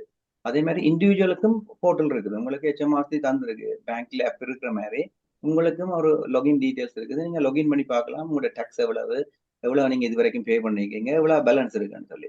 அந்த பேங்க் டீடைல்ஸ் வந்து இப்ப 25-30 இயர்ஸா ஒரே பேங்க் டீடைல்ஸ் தான் HMRC வச்சிருக்கு. அதுவும் மாத்த மாட்டாங்க. நீங்களும் தர்ற பேங்க் டீடைல்ஸுக்கு ஒரு நாளும் பே பண்ணக்கூடாது. உங்களோட பேங்க்ல என்ன பேங்க் அக்கௌண்ட் சேவ் பண்ணிருக்கீங்களோ அந்த டீடைல்ஸ் தான் பே பண்ணணும். லிங்கும் HMRC கவர்மெண்ட் வெப்சைட்ல நீங்களா டைப் இன் பண்ணி .gov.uk HMRC.gov.uk போய் செல்ஃப் அசஸ்மெண்ட் PAY என்று 4-5 லிங்க் இருக்கு. ஒவ்வொன்றுக்கும் எங்கெங்க பே பண்றேன்னு சொல்லி அதை யூஸ் பண்ணி பே பண்ணவே முடிய வர்ற லிங்க் கொண்டையும் பே பண்ணக்கூடாது. கடைசியா வர்ற லெட்டர்ல கேட்டிருப்பாங்க உங்களோட HMRC வந்து இன்வெஸ்டிகேட் பண்றோம், லாஸ்ட் இயர் டாக்ஸ் ரிட்டர்ன்ல உங்களுக்கு பிரச்சனை இருக்குது, உங்களோட காப்பி ஆஃப் த அக்கௌண்ட்ஸ் தாங்க, பேங்க் ஸ்டேட்மெண்ட் தாங்க, ஐடி ப்ரூஃப். இதுல மெயின் திங் என்னன்னா அவங்க ஐடி ப்ரூஃபையும் கேட்கணும். ஒரு நாளுமே HMRC மணி லாண்டரிங்கோ AMLஓன்னு சொல்லி உங்கள்கிட்ட ஐடி கேட்க மாட்டாங்க. HMRC உங்களோட டீடைல்ஸ் எல்லாமே வெயிட் இருக்குது. ஸோ இதுலதான் மெயின் திங் கவனிக்கணும். அப்படி ஒரு லெட்டர் வந்ததுன்னு சொன்னா அது ஸ்கேம். உங்களோட டீட்டெயில்ஸை எடுத்துட்டு நீங்க கொடுக்குற டீட்டெயில்ஸை வச்சுக்கொண்டு உங்களோட பேர்ல உங்களோட கம்பெனின்ற பேர்ல பேங்க் லோன் எடுக்கணும். இப்படிக்கான கேசஸ் நடந்திருக்கு. கிளைண்ட் வந்து எங்களுக்கு சொல்லாட்டி எங்களுக்கு தெரியாது, நடந்து முடிஞ்ச அப்புறம் சொல்றதால சில விஷயங்களை எங்களால தடுக்க முடியாம போச்சு. பட் எங்களுக்கு இப்படி வர்ற இன்ஃபர்மேஷனை நாங்க உடனே எல்லா கிளைண்ட்ஸுக்கும் கொடுத்து கொண்டிருக்கிறோம். ஒரு நாளுமே இன்ஃபர்மேஷனை ஒருத்தருக்கும் ஷேர் பண்ண வேண்டாம். நல்லது காண்டிவன், மிகவும் அனைத்தனமான அறிவுறுத்தல். அதாவது ஸ்பேம் நீங்கள் எள்ளளவாவது சந்தேகித்தால் உங்களுடைய அக்கௌண்டண்டோட கதைச்சு அதை சரிபார்த்து கொள்ளுங்கள். தேவையில்லாதவர்களுக்கு உங்களுடைய பேங்க் டீட்டெயில்ஸ் ஒன்றையும் தொலைபேசி மூலமாக கொடுக்க வேண்டாம். HMRC உங்களை வற்புறுத்தி உடனடியாக காசை கட்டுங்க இல்லாட்டி உங்களை பேங்க் ரப்ட் ஆக்கவும் ஒரு நாளும் ஃபோனில் சொல்லாது. அவர்கள் லெட்டர் மூலமாக உங்களோட கட்டாயம் அணுக வேண்டும். கடைசி கேள்வி, அதாவது இந்த 31 ஜனவரி டாக்ஸ் கட்ட வேண்டிய மக்கள் டாக்ஸ் கட்டுறதுக்கு கையில் பணம் இல்லாமல் கஷ்டப்படுறவர்கள் என்ன செய்யலாம்? HMRC அதுக்கண்டே ஒரு லைன் ஓப்பன் பண்ணியிருக்கணும், வெப்சைட்லயும் டீட்டெயில்ஸ் கொடுத்துருக்கணும். சின்ன சின்ன அமௌண்ட் இருக்கிறார்கள், ஏன்னா அமௌண்ட் இல்லாம கொஞ்சம் காசு இருக்கிறார்கள் சஃபர் பண்ணினா பேமெண்ட் பிளான் அவையே ஆன்லைன்ல அப்ளை பண்ணி பேமெண்ட் பிளான் எடுக்கலாம். அப்படி உங்களுக்கு தெரியாது கஷ்டம்னு சொன்னா உங்களோட அக்கௌண்டோட கதைங்க கண்டிப்பா இந்த ஃபெசிலிட்டிஸ் கொடுக்கணும். அந்த டேக்ஸை நீங்க பிரிச்சு கட்டுற மாதிரி ஒரு இன்ஸ்டால்மெண்ட் பிளான் மாதிரி கொடுத்து நீங்க கட்டாம விடாம கட்டுங்கன்னு சொல்லி 28க்கு முதல் நீங்க கட்டணும், 31st கட்டணும் கண்டிப்பா எல்லா டேக்ஸையும். இல்லாட்டி அட்லீஸ்ட் ஃபோன் பண்ணி கதைச்சு பேமெண்ட் பிளானை வாங்குங்க. அப்படி இல்லையா 28th February முதல் கட்டுங்க. இல்லாட்டி எக்ஸ்ட்ரா 5% சர்ச் சார்ஜ் வரப்போகுது, இன்ட்ரெஸ்டும் வந்து சர்ச் சார்ஜும் வரப்போகுது. சில ஆட்களுக்கு பெரிய அமௌண்ட் அது 5%ன்றது டேக்ஸ் எவ்வளவு அதை பொறுத்து 5% எக்ஸ்ட்ராவா டேக்ஸ் வந்துடும். பேமெண்ட் டெட்லைனையும் மறந்துடாதீங்க. 31st வந்து ஃபைலிங் டெட்லைன், பேமெண்ட் டெட்லைனும் 31st. பட் சர்ச் சார்ஜை அவாய்ட் பண்றேன்னு சொன்னா 28th February. மிகவும் சிறப்பாக நாங்கள் திடீரென்று உங்களை அழைத்து இதில் உள்வாங்கிக் கொண்டோம். அவ்வளவுத்துக்கும் சிறப்பான பதில்களை மனம் வந்து எங்களுக்கு தந்ததுக்கு நன்றி காண்டிவன். இங்கு பங்கு பெற்ற அனைவருக்கும் நன்றி, அனைவர் சார்பாக உங்களுக்கு நன்றி. அது மட்டும் இல்லாமல் மீண்டும் லோகதாஸ் இதை யூடியூப்ல எங்களுடைய நேயர்களுக்கு ஏற்றுவார் அவர் அவனுடையால் அதிலும் பங்கு பெற்றுகின்ற பார்க்கின்றவர்கள் உங்களுக்கு அவர் அனைத்து பேரிலும் உங்களுக்கு நன்றிகளை தெரிவித்துக் கொள்கிறோம். லோகதாஸ் இப்போ கடைசி உங்கள்கிட்ட திரும்ப முடிவு கொடுக்கிறோம். நன்றி ஆனோட அண்ணா, உண்மையிலே உங்களுக்கும் தான் முக்கியமாக நன்றி சொல்லுவோம். இதை கடைசி நேரத்தில் நீங்கள் எங்களை ஆர்கனைஸ் பண்ணதுக்கு. உண்மையிலே நாங்கள் இது ஒரு கிழமையாக யோசிச்சபடியே இருந்தால், ஆனால் கடைசி நேரத்தில் இது வந்தது என்னன்னு சொன்னால் இந்த 31st இந்த அது பிரியோசனமாக இருக்க வேண்டிய ரீதியில் நாங்கள் அதை கொண்டு வந்து நாங்கள் நன்றி காண்டிவன். உண்மையிலே உங்களுக்கு தான் நன்றி. இந்த ஷார்ட் நோட்டீஸில் வந்து தேவையான விடயங்கள் சொன்னதுக்கு நன்றி. அதோடு இங்கே இணைந்திருந்த அனைவருக்கும் நன்றி. நாங்கள் அடுத்த கிழமை இன்னொரு தலைப்போடு வருவோம். அநேகமாக முக்கியமாக இந்த 200 எங்கட 200வது அமர்வாக வருகிறது. அதை பற்றின விவாதங்களும் இருக்குது. நாங்கள் இந்த வீக்கெண்ட் அதை ஃபைனலைஸ் பண்ணிவிட்டு மண்டே நாங்கள் உங்களுக்கு அதை வெளியிடுவோம் என்ன செய்ய போகிறோம்னு சொல்லி. இன்று இணைந்திருந்த அனைவருக்கும் நன்றி. நாங்கள் அடுத்த வெள்ளிக்கிழமை மீண்டும் சந்திப்போம். நன்றி, வணக்கம். எல்லாருக்கும் நன்றி. வணக்கம். நன்றி.